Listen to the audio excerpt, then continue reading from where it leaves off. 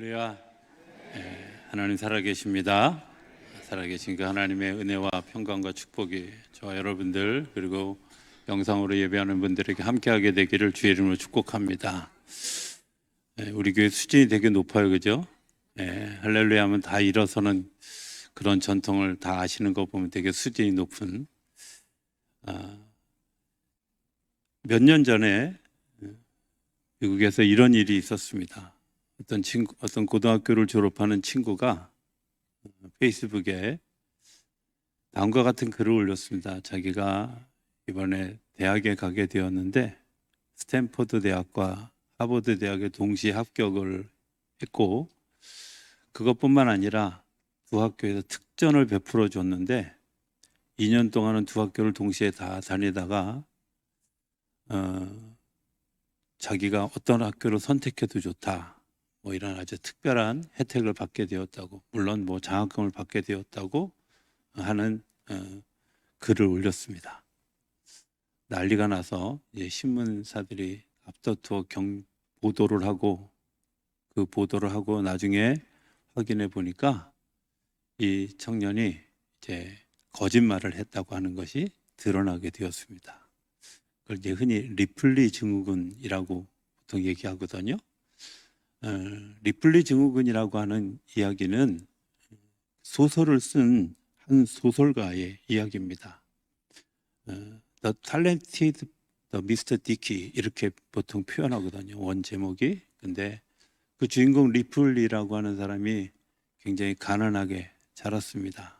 그리고 낮에는 호텔 종업원으로, 밤에는 피아노 조율사로 이렇게 일하면서 열심히 살았는데, 어느 날 미국의 선박왕인 그린리프라고 하는 사람이 신임을 받게 되어지고, 이 사람으로부터 어떤 요청을 받았냐 하면, 자기 아들이 이탈리아에서 살아가고 있는데 그 아들 디키를 미국으로 데려오면 내가 큰 상을 주겠다 하는 약속을 합니다. 그래서 그 디키를 데려오기 위해서 리플리가 열심히 연구를 하죠. 디키의 그런 그 좋아하는 것, 몸동작, 목소리 이런 것까지 다 이제 파악해서 그 디키를 데리러 이탈리아로 갑니다. 그런데 그 이탈리아에 가서 그 디키에게 접근해서 가까이 지내게 되어졌는데, 시간이 가면 갈수록 자기를 무시하는 그 디키를 보고, 그리고 미국으로 돌아갈 희망이 없는 것을 발견하고 어느 날 우발적으로 그 디키를 죽이게 됩니다. 그런데 모처럼 맞이한 자기의 삶에 그런 그 행복한 것들을 놓치고 싶지 않았던 거죠. 그래서 사인을 위조하고 또 그 그린리프에게 거짓말도 하고 이러면서 생활을 이어가는, 자기의 생활, 그러니까 조작되어진 자기의 삶, 그리고 디키로서의 삶을 살아가게 되는 거죠.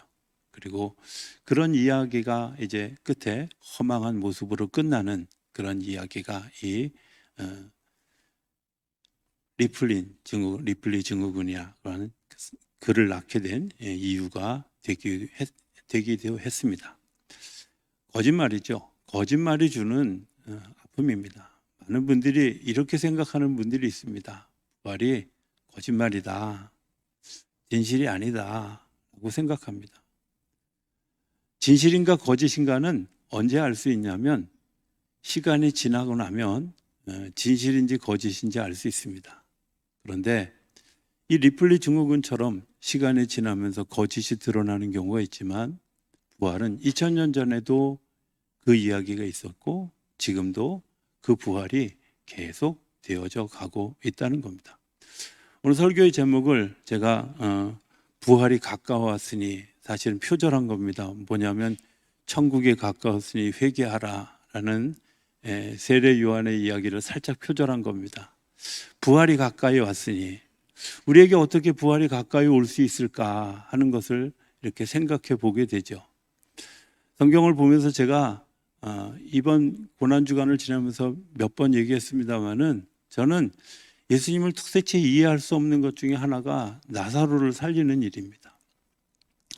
나사로를 살리는 일을 아무리 생각해봐도 예수님에게 득될 것이 없는 일을 왜 하셨을까? 뭔가 이렇게 센세이션한 것을 일으키려고, 그런데 그 센세이션한 것을 일으켰는데 결국은 그게 당신의 목을 죄는 일이었어요. 그것 때문에 서기관들과 대제사장들의 미움을 사서 예수님이 죽음에 더 빨리 다가가게 한 그런 사건이었어요. 하필은 왜 그런 일을 스스로 자초하셨을까 하는 생각을 해보게 돼요. 사실은 예수님이 피할 수 있는 길이 있었어요. 다른 사건과 달리, 다른 죽은 사람을 다 살리는 사건과 달리 나사로는 그 마을 구조가 되게 독특한데 베단이라는 마을이 두 쪽에 있습니다. 강 이쪽과 강 저쪽에 있습니다. 여기는 하루길을 지나야 마을이 두 개가 갈라져 있는데 예수님은 건너편 베단위에 있었어요. 그리고 이쪽 베단위에서 일이 일어났는데 사람을 보내고 예수님이 다시 오면 이미 나사로는 죽었을 시간이에요. 그 죽었을 시간에 부르러 왔어요. 그런데 예수님이 그 전에 예루살렘에 들어가서 굉장히 위험한 일을 당하고 그 일을 당한 것 때문에 제자들이 당연히 우리 스승님은 안 갈 거다 이렇게 생각하는데 아니나 다를까 예수님이 갈 생각을 안 하시는 거예요. 아, 그렇지. 그게 현명하지. 라고 생각했는데 이틀 지나서 갑자기 예수님이 예루살렘에 가자. 그러니까 제자들이 황당해한 거죠. 아니, 가려면 엊그저께 가시든지 갑자기 왜 저래? 이런 마음. 오죽하면 도마가 뭐라고 얘기하냐면 말리다 못해 우리도 같이 죽으러 갑시다. 이러고 예수님을 따라야 되는 그런 그 위기의 순간이 있는데 왜 하필이면 나사로를 살리셨을까? 나사로의 무덤 가까이 왔는데 마르다 마리아가 예수님을 영접 나왔습니다.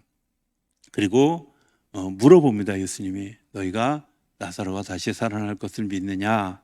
라고 물으니까 이 자매가 뭐라고 대답하냐면 네, 믿습니다. 우리가 죽었지만 다시 마지막 날에 부활할 것을 믿습니다. 이렇게 얘기해요. 대단한 신앙 고백이죠. 그런 신앙 고백을 들었습니다. 그런데 예수님의 이야기는 지금 얘기하는 Here and now 얘기해요. 여기서 일어날 일을 얘기하는. 그런데 우리는 늘 몸을 얘기하냐면 다음에 멀리서 가까이서.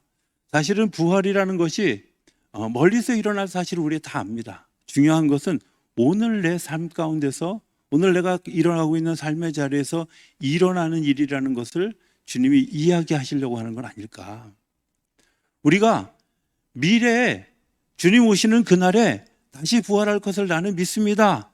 네, 좋은 믿음입니다. 그러나 더 중요한 것은 오늘 내가 삶을 살아가는 자리에서 주님이 우리 가운데 관여하시면 주님께서 우리를 다시 살리실 것을 이야기하는 거죠. 그래서 주님이 그 무덤에 가서 이미 장사 지내져서 배로 온통 몸을 칭칭 감고 있는 그 나사로를 향해서 무덤 문을 열고 나사로야 나오너라 하고 소리 지를 때 그가 나오게 되어졌다는 거예요. 부활은 먼 얘기가 아니라 오늘 여기서 일어나는 일이죠.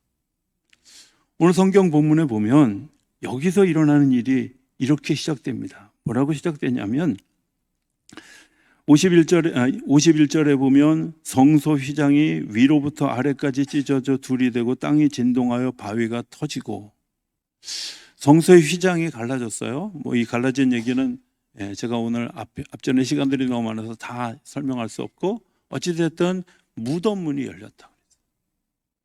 무덤문이 열린 게 이게 지금 이 시간에 일어난 거예요? 아니면 과거에 일어났던 거를 아니면 미래에 일어날 일을 지금 얘기한 거예요? 지금 이 시간에 일어난 거예요. 예수님이 돌아가시는 그 순간에 휘장이 둘로 떨어지고 그리고 거기에서 무덤의 문이 열려서 많은 사람들이 살아났다.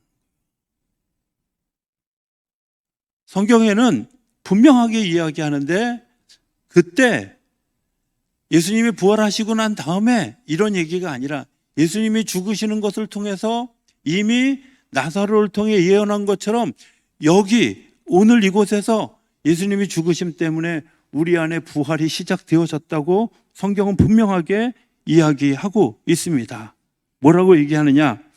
예수의 부활 후에 그들의 무덤에서 나와서 거룩한 성에 들어가 많은 사람에게 보이게 되었는데, 언제? 그 앞전에 52절에 보면 무덤들이 열리며 자던 성도의 몸이 많이 일어나대. 자던 사람들이 일어났어요. 그리고 그 사건이 거기서 끝난 게 아니라 예수님이 부활하신 후에 사람들을 만나는 일들이 일어났는데, 저 죽은 사람이 왜 돌아다녀? 미이라 아니야? 죽은 사람이 왜 돌아다녀? 큰일 났네. 어떤 분들은 절망하는 부인도 있을지 몰라요. 남편이 간신히 죽었는데, 이런 상황도, 제가 웃긴 얘기를 해도 아무도 안 웃는 이런 불쌍한, 그렇잖아요. 이런 일들이 일어나게 되어졌어요. 실제로 일어난 거. 히어앤나우, 여기서 일어난 일이죠. 주님께서 역사하시는 것은, 주님께서 부활하시는 것은 내가 오늘 미래에 예약되어진 예약이 아니라 주님께서 오늘 우리들의 삶의 자리에서 일어나고 있는 사건을 이야기하는 거라. 그것을 우리가 어떻게 알 수 있을까? 세 가지로 이야기할 수 있는데, 하나는 오늘 성경의 고백들처럼 이렇게 얘기합니다.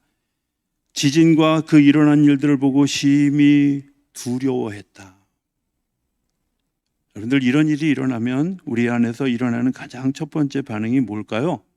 두렵죠. 생각하지 못했던 일, 내가 상상하지 못했던 일, 내가 도대체 이런 일이 일어날 거라고 생각하지 못했던 일, 이런 일들이 우리 안에서 일어날 때 두려움이 있죠. 고넬료를 만나는 베드로의 이야기가 사도행전에 나오는데요. 고넬료에게도 베드로에게도 똑같이 성령님이 임하셔서 두 사람을 만나게 합니다. 그런데 두 사람이 공히 나타나는 현상이 뭐였냐면 두려움이에요. 내가 이방 사람을 만나도 돼? 이런 일이 도대체 일어나는 게 난 이해가 안 돼? 그런데 그 두려움을 가지고 두 사람이 만났을 때, 하나님이 하시는 일이 이렇게 일어났구나. 하나님의 계획이 여기 있었구나. 오늘 우리가 잘 이해하지 못하는 두려움이 우리 안에 있는 것, 그것이 다른 원인이 아니라면 그 두려움은 우리가 부활하신 주님을 만나게 되는 감정적 통로인 줄로 믿습니다. 두 번째는 그 일을 통해서 우리가 고백할 수 있는 건 뭐예요? 이분이 하나님의 아들이구나, 하나님이 살아계시는구나 하는 거죠. 많은 사람들이 고백합니다. 조금 전까지도 예수님을 십자가에 못 박아라, 그리고 막 조롱하면서 내려와 봐라, 네가 하나님의 아들이든 이렇게 해봐라 저렇게 해봐라 조롱하던 사람들이 갑자기 되어진 일을 보고, 내 눈앞에서 일어난 일을 보고 뭐라고 얘기하냐면 진짜 하나님의 아들이네, 일어난 것을 보니 이게 진짜 하나님의 아들이네 라고 하는 것을 이야기하게 되죠. 또 다른 하나는 변화입니다. 변화. 제가 부활절 말씀을 준비하면서 이런 생각을 해봤습니다. 하나님이 예수님을 살리실 때 어떻게 살리셨을까? 성경에 안 나와 있으니까 뭐 알 수 있는 방법이 없잖아요. 이런 방법도 있어요. 사도행전에 보면 베드로가 옥에 갇혔거든요. 옥에 갇혔는데 막 그 베드로를 위해서 사람들이 기도하죠. 기도하는데 베드로는 팔자 좋게 그 감옥에서 잠을 자고 있는 거예요. 잠을 자고 있는데 천사가 옆구리를 쳐서 깨워서 나오는 거예요. 제가 생각할 때 누워있는 사람의 옆구리를 찰 때 천사가 허리를 구부려서 허리를 쳤다 그랬을까, 아니면 발로 찼을까? 상상이 가세요? 하나님이 이 방법으로 예수님을 깨우셨을까? 저는 그건 아니라고 생각해요. 또 성경에 나타난 부활에 관한 여러 가지 증언들을 보면 엘리사에게서 일어났던 일은, 죽은 아들을 깨울 때, 그 과부의 아들을 깨울 때 엘리사가 몸을 포개서 자기 몸의 생명의 기운으로 그 아이를 살렸다. 그걸 나중에 하천풍원이라고 하는 일본의 작가는 사선을 넘어서라는 책에 뭐라고 얘기하냐면, 사람은 죽게 되는데 어떻게 죽으냐? 시신과 결합되어지면 나도 죽는다는 거죠. 예수님의 시신과 내가 결합되어졌을 때 나도 죽고 그분이 살아날 때 나도 살아나는 역사. 이렇게 하셨을까? 하나님이 당신의 몸을 엎어서 예수님을 끌어안고 일어나게 하셨을까? 아니면 나인성 과부의 아들이나 회당장 야이로의 딸을 살리는 것처럼 아이야 일어나라, 청년아 일어나라 이렇게 말씀하셨을까? 아니면 나사로처럼 일어나 걸어 나와라, 풀어놓고 다니게 하라 이렇게 얘기하셨을까? 아니면 잠자는 숲속의 공주를 깨우듯이 왕자가 가서 입맞춤을 했을까? 어느 쪽인지는 잘 모르겠습니다만 분명한 건 주님이 사랑하는 방법으로 예수님을 살리셨을 거예요.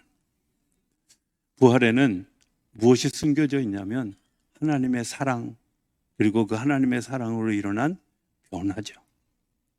부활이 가까워왔다는 말은 내 마음속에 그 감격 때문에 저분이 하나님의 아들이십니다. 내 안에 있던 두려움이 떠나가고 그리고 내 안에서 변화가 일어나는데 어떤 변화? 내가 하나님의 사랑을 받았기 때문에 내가 죽었던 몸이 다시 살아나는 것처럼 우리의 삶에 변화가 일어나는 거죠. 미워하던 사람들이 사랑하는 사람으로, 증오하던 일들이 화해하는 일들로, 그리고 죽었던 우리의 감정이 다시 살아나는 역사로, 죽었던 우리의 절망이 다시 소망의 역사로 바뀌어져 가는 일들이 부활을 경험하고 난 사람들이 겪는 굉장히 중요한 변화라는 겁니다. 그 변화가 우리 안에 일어나는 부활주일 아침이 되어지고 그것 때문에 우리의 삶에 새로운 역사들이 시작되어지는 그 거룩한 시작이 되는 우리 모두가 되어줄 수 있게 되기를 주의 이름으로 축복합니다.